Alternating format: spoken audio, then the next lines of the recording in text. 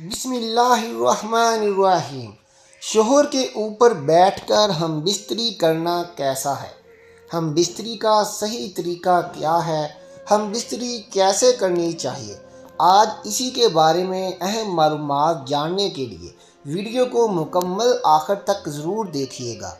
मोहतरम नाज़रीन इकराम, एक लड़की ने सवाल किया है कि ये सवाल पूछने के लिए मैं बहुत शर्मा रही हूँ, लेकिन मैं जानना चाहती हूँ कि क्या ये गलती है या नहीं। क्या औरत अपने शोहर के ऊपर बैठकर हम बिस्तरी कर सकती है या नहीं कर सकती? मैंने अपने शोहर के ऊपर बैठकर हम बिस्तरी की है, लेकिन जब हम मियाँ बीवी हम बिस्तरी से फरागत हासिल कर चुके थे तो दोनों एक दूसरे से शर्मिंदा हुए हैं कि हमने बहुत बड़ा गुनाह कर लिया है। हम बिस्तरी का ऐसा तरीका जिसमें बीवी शोहर के ऊपर बैठकर हम बिस्तरी करे, दूसरे अल्फाज में कि शोहर नीचे लेटा हुआ हो और बीवी उसके ऊपर हो, कोई भी तरीका इख्तियार करे और फिर दोनों हम बिस्तर हों, तो ऐसी हम बिस्तरी से मुताल्लिक शरीयत का क्या हुक्म है? शरीयत इसके बारे में क्या हुक्म देती है? ये सवाल था। जवाब इसका ये है कि हम बिस्तरी करते वक्त औरत मर्द के ऊपर बैठ जाए या मर्द औरत के ऊपर बैठ जाए, ऐसी सूरत में औरतों का समझना कि ये गुनाह का काम है। दरअसल जिस तरह ज़िंदगी या हमारा समाज या सकाफ़त जो हमारे अतराफ़ में है, हम देखते हैं और अपने आबाओ अजदाद से या बूढ़ी औरतों से सुनते हैं, वही एक जहन में बात बैठा लेते हैं। बस ऐसे ही होना चाहिए। बीवी शोहर के ऊपर बैठकर हम बिस्तरी करे या शोहर बीवी के ऊपर बैठकर ये शरई फरीज़ा सर अंजाम दे तो कोई हराम काम नहीं है, बल्कि मर्द के लिए जायज़ है कि वो जिस सूरत में भी चाहे अपनी बीवी से फ़ायदा हासिल करे। शोहर के लिए अपनी बीवी से हम बिस्तरी हर वक्त जायज़ है। शोहर अपनी बीवी से लज्जत हासिल करने के लिए उसके जिस्म से खेलने में वक्त की कोई ममानत नहीं है, सवाए चंद चीज़ों के, सवाए उन सूरतों के जिनसे शरीयत ने मना किया है। यानी शोहर के लिए बीवी से हैज़ो नफाज के दौरान हम बिस्तरी करना जायज़ नहीं और ना ही उसकी दबर में हम बिस्तरी करना जायज़ है। अपनी बीवी से हर तरीके पर फ़ायदा उठा सकते हैं, आगे की तरफ से भी और पीछे की तरफ से भी, बस सिर्फ आगे की तरफ ही होना चाहिए। यानी जो आपका अज़ूए तनासर जो दखूल है वो सिर्फ औरत के सामने की शर्मगाह में होना चाहिए।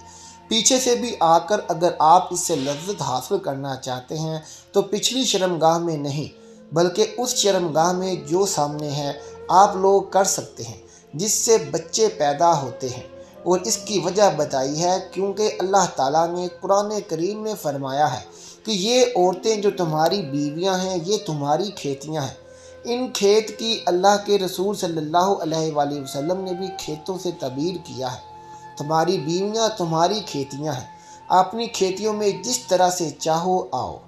अलबत्ता रसूलुल्लाह सल्लल्लाहु अलैहि वसल्लम के फरमान के मुताबिक बीवी की पिछली शर्मगाह में अज़ुर्वे तनासल दाखिल करना हराम है, क्योंकि अल्लाह के रसूल सल्लल्लाहु अलैहि वसल्लम ने इस तर्ज पर कि पिछली शर्मगाह में दाखिल किया जाए ये जायज़ नहीं किया। तो अगर बीवी शोहर के ऊपर आती है या शोहर बीवी के ऊपर आता है या औरत पीछे से जो सामने वाली शर्मगाह है इसमें अज़ुए तनासल दाखिल किया जाता है, तो ये तमाम तरीके जायज़ हैं और अल्लाह ताला ने इन्हें इसमें कोई ममानत की दलील नहीं है और हम किसी भी तरीके से कर सकते हैं। बेशक अल्लाह ताला हक बात से शर्म महसूस नहीं करता, लेकिन इत्बाह का कहता है कि हम बिस्तरी का ऐसा तरीका जिसमें बीवी शोहर के ऊपर बैठकर हम बिस्तरी करती है, तो ऐसा तरीका शोहर के लिए नुकसानदा है, क्योंकि बीवी शोहर के ऊपर लेटेगी तो उसका पानी यानी बीवी की मनी शोहर के अज़ूए तनासल यानी अला तनासल पर उतरेगी और ये इसके अज़ूए तनासल के लिए ख़तरात का बायस बन सकती है।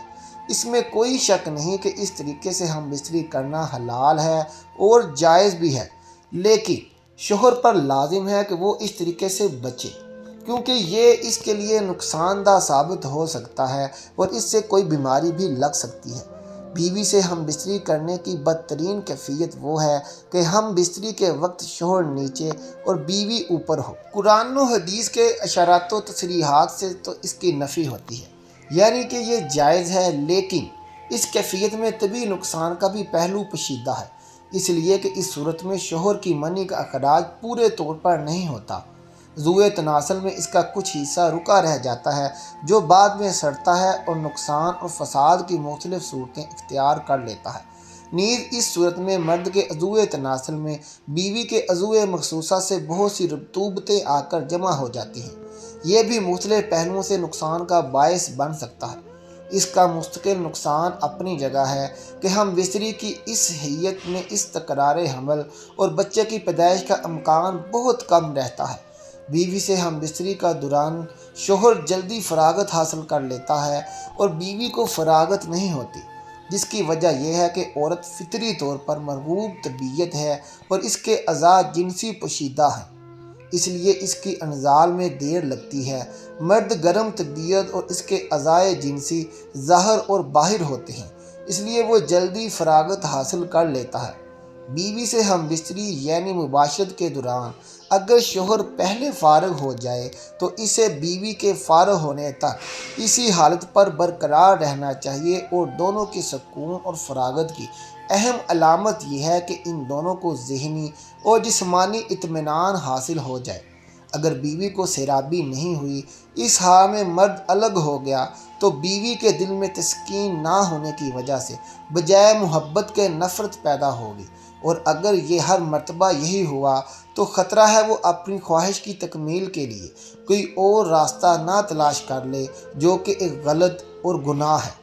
دعا ہے کہ اللہ تعالی ہم سب کو شریعت کے مطابق زندگی گزارنے کی توفیق عطا فرمائے اور ہم سب کو دین حق پر چلنے کی توفیق عطا فرمائے، آمین ثم آمین۔